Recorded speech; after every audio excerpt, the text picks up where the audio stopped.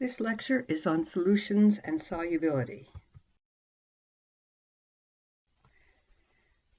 Remember that a solution is a homogeneous mixture and it can come in any combination of phases. We, though, are going to talk about aqueous solutions in this lecture, where the solvent is water. There are three factors that we're going to talk about that affect solubility. One is structure, one is pressure, and the third one is temperature.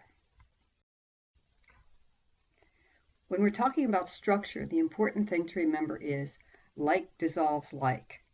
And what we're talking about are the intermolecular attractions between solvent and solute. For example, water is polar and it can hydrogen bond. So water dissolves compounds that are ionic, polar, or that can hydrogen bond. Water will dissolve sodium chloride because it's ionic, acetone because it's polar, and sugar because it's polar and can hydrogen bond with the water.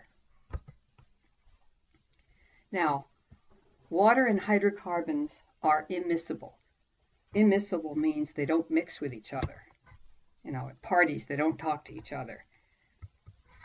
Cyclohexane and water don't mix. Cyclohexane, and you can see the structure of it there, it's got 6 carbons in a ring. It's a nonpolar hydrocarbon. However, functional groups can change the polarity of organic compounds. One functional group we've talked about in this class is alcohol.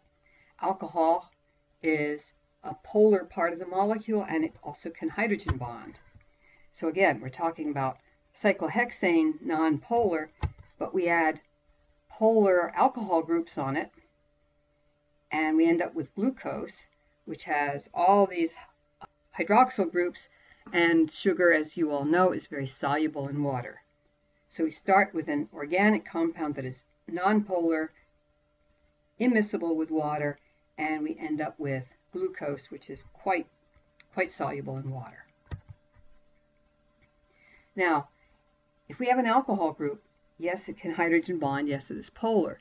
But as we increase the number of carbons, the alcohol becomes less and less soluble in water. So if you look at the table here, methanol, CH3OH, is completely soluble in water.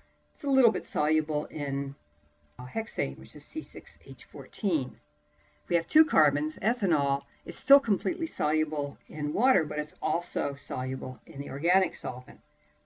And you keep on adding carbons until you get 7 carbons and an OH group, and it's essentially insoluble in water, but again, completely soluble in the organic compound. Okay, so here's a question. Choose the right solvent for the compound. Which is better for each compound? Water, which is a better solvent, water or carbon tetrachloride? So if we look at these compounds, we've got C7H16, sodium sulfate, hydrochloric acid, and iodine. Well, water is polar, so polar and ionic compounds are water soluble.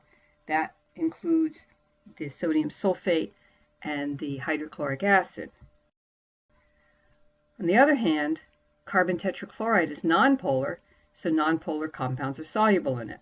In this case, the iodine and the heptane, C7H16. The second factor we were going to talk about is pressure and solubility. And pressure only applies to gases. As we increase the pressure, we increase the solubility of a gas. And what we have is a dynamic equilibrium. When the pressure, as in A on the left, is not really great, we have molecules of the gas coming out of solution, going back in. But as we increase the pressure, those molecules go back in more than they're coming out. And what we have is an increased solubility. Examples of pressure and solubility in gases? Well, soda and beer, for example, are bottled under pressure. And therefore, when you open the soda, when you open the beer, the pressure goes down and the gas becomes less soluble in it. So carbon dioxide bubbles out and we have bubbling soda. That's how we get that. Another example are deep sea divers. As they go down under the water, the further they go down, the greater the pressure, and the gases become more soluble in their blood. If they come up too fast, those gases become insoluble very quickly, and they come out and they do bad things to your body. Temperature and solubility. Okay, now solids dissolve faster. The higher you heat them, the faster they dissolve. Many become more soluble, but actually some become less so. If you notice, cesium sulfate there at the bottom becomes less soluble as you increase the temperature. So there's no way of knowing how the solubility is going to change with a solid. All that we know is that they will dissolve faster in the higher temperature. Gases become less soluble as you increase the temperature. What happens when you increase the temperature, you're increasing the kinetic energy, and more molecules have the energy to escape the liquid.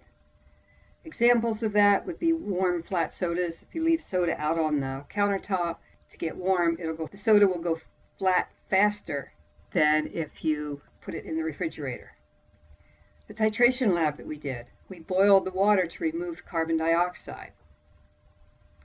And a third example, as the oceans warm up, as our planet is warming up, atmospheric carbon dioxide becomes less soluble, which is a problem for global warming because we don't want all that extra carbon dioxide in the atmosphere.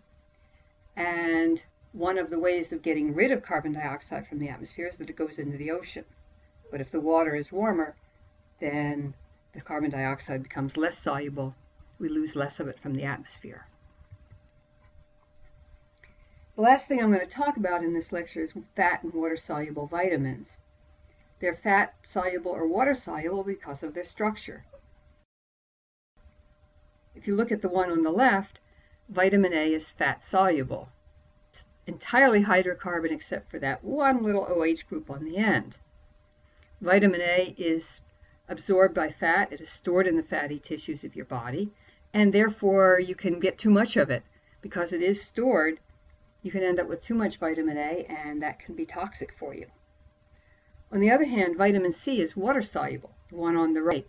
Notice all those lovely OH groups. That makes it much more polar. It makes it able to hydrogen bond with the water. So vitamin C is not soluble in fat. It is not stored in the fatty tissues, and it has to be consumed daily in order to renew it, because whatever extra that you get is just flushed out.